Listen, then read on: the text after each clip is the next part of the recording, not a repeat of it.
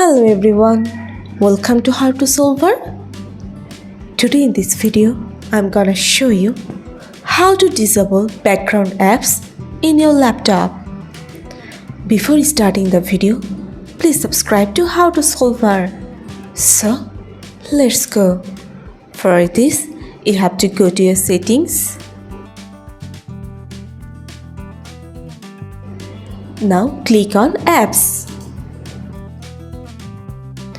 Here you can see installed apps. Tap on this.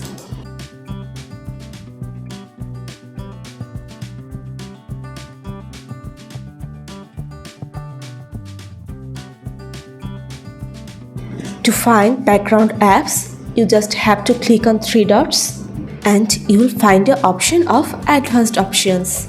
You have to click on this.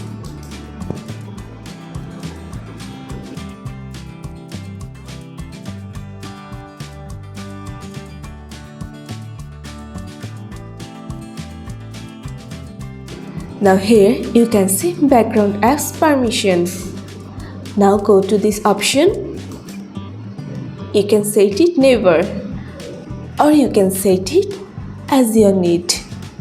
So this is how you can remove background apps in your laptop.